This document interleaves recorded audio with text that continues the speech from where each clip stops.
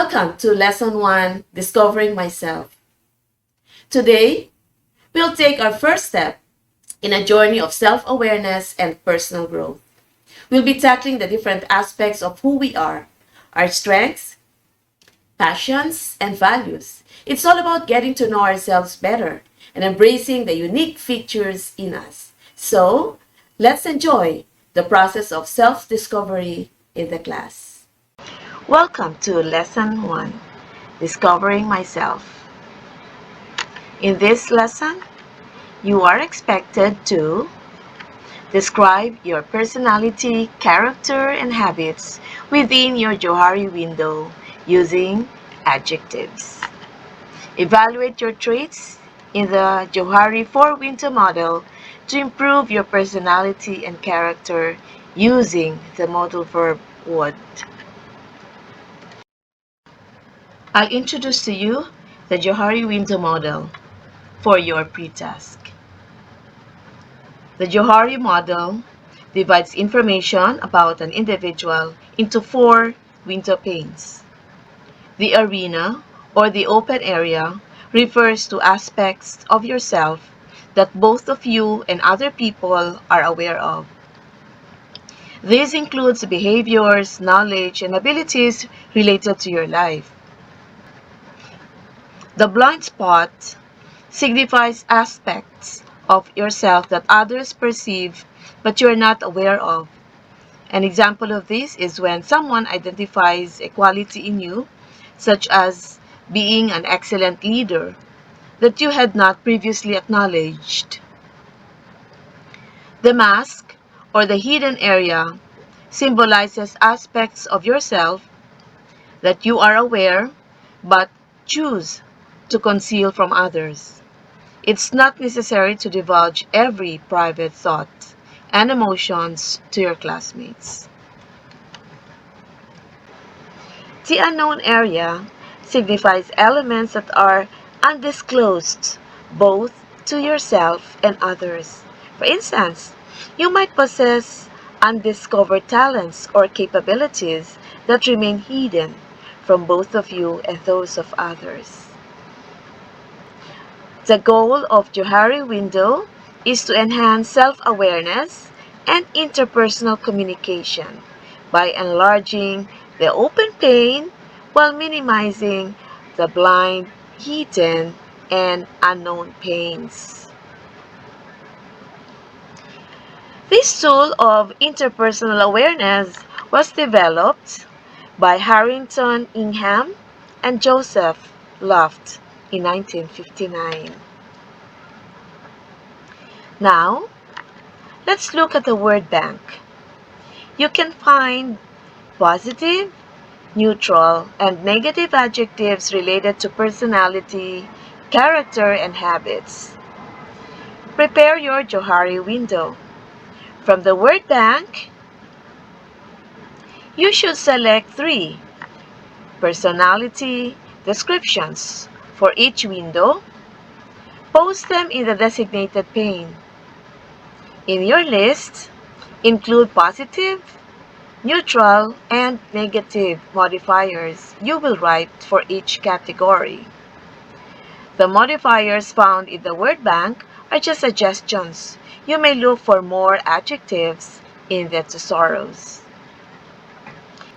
You may use Google Slides, Jamboard, Google Docs, Whiteboard to post your windows. If your list is lengthy, use 1 slide per category. You're given 15 minutes to fill in all the windows with descriptive words. Please pause this video. When done, your Johari window would look like this. Later, if you're in class, present your Johari window that's full of modifiers to your classmates. Talk about these chosen modifiers. Elaborate on them by providing examples to support your choice of adjectives. According to Klein 2013, the Johari window is an effective tool in improving communication and soliciting feedback in fields like business, education, and psychology. By sharing information about yourself and receiving feedback from others, you can gain a more accurate understanding of yourself and your relationships with others. We have just concluded our pre-tasks. Let's proceed to the grammar review on the usage of the modal verb would.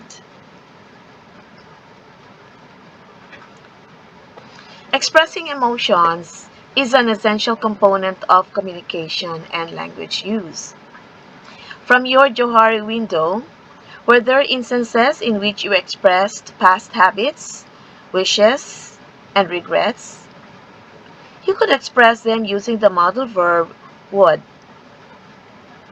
In our grammar review, we'll delve into the uses of modal verb would to help accurately express our thoughts and emotions. In the first sentence, when I was a child, I would often spend hours playing outside. You're saying that you used to play outside when you were a child. It's a repeated action. So, you said, I would. The next sentence, every weekend, I would take a long bike ride during summer vacations. Taking a long ride on a bike was your past habit, so the modal verb would is appropriate. Take a look at this sentence. I'm sorry. I don't think I would be able to meet your request this time. Aren't you letting someone down? Yes, you're saying no gently. In another sentence, I would be honored to work with you in the future, but right now, I have to decline your offer.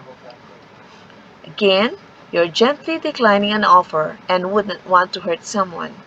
So the modal verb would is correctly used to soften a no answer or to let someone down gently.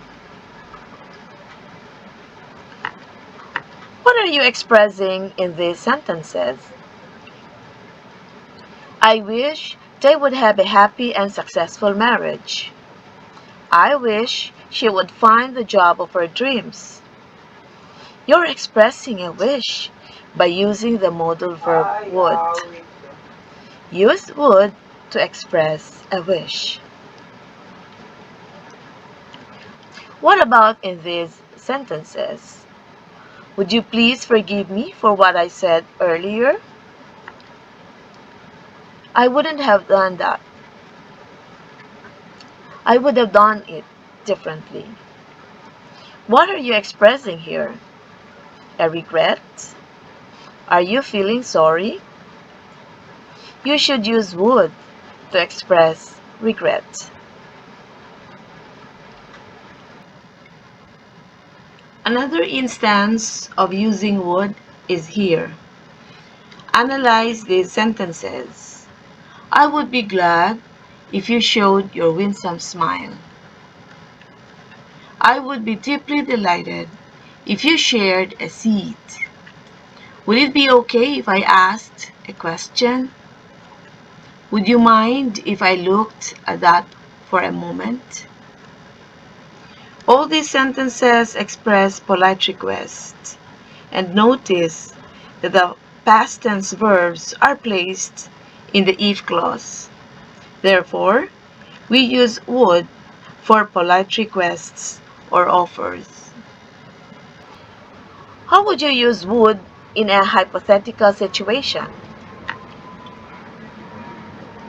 If I had millions of pesos, I would study abroad.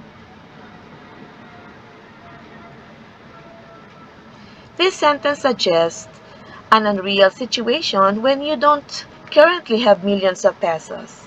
But if you did, the result would be studying abroad. If I were you, I would be upset too. This sentence implies a hypothetical scenario where the speaker is not actually you. It uses were instead of was to indicate an unreal or unlikely situation. The result is that if the speaker were in your position, you would also be upset. Have you noticed the sentence structure? If plus the simple past tense and then would plus the base form verb. This is the second conditional.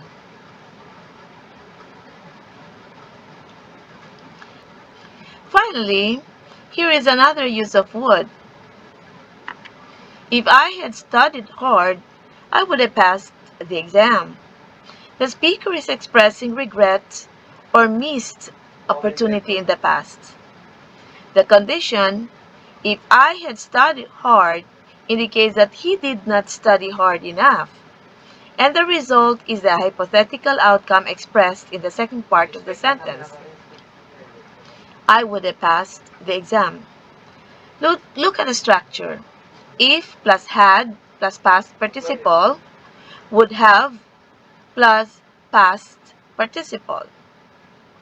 So, in this case, the third conditional creates a sense of reflection in the missed chance. This is what we call zero possibility. And this is the third conditional. We have just covered the various uses of would comprehensively. Now, let's analyze the functions of the modal verb would. What do these sentences imply? Number one, whenever she watched Netflix series, she would laugh loudly. And the answer is past habitual action. Number two, would you mind closing the window? What's your answer? Polite requests.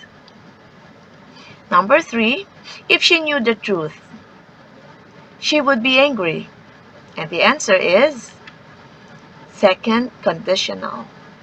Number four, if you have learned about the traffic, would you have left earlier? And the answer is third conditional. Finally, number five, I would have loved to join your team, but unfortunately, I have a prior commitment on that day. The answer is turning down an offer gently. Now, let's wrap up. The Johari windows indicate the four areas of personality: the open area or arena, the blind spot, the hidden area or facade, and the unknown potential. Would may be used to describe past habits or repeated action, to soften a no answer, to express a wish and regrets, to make polite requests or offers, to express a conditional action, that's in the second conditionals, and to talk about hypothetical past situations that did not happen, and that's what we call the third conditional. Let's reflect on Lesson 1 activities with these questions. How relevant is it to be able to discover yourself using Johari window model? Which window of your personality needs to be enhanced? Why? What should you do to improve your personality and character? To learn more about Lesson 1, explore the complete module available on Global English Competitiveness ebook for B2 learners. Once more, I am Dr. Arlene Salvio Pina, your guide to Module 1, Lesson 1. It has been a pleasure sharing this educational vibes with you. I encourage you to watch our next episode in Lesson 2, Managing and Expressing My Feelings.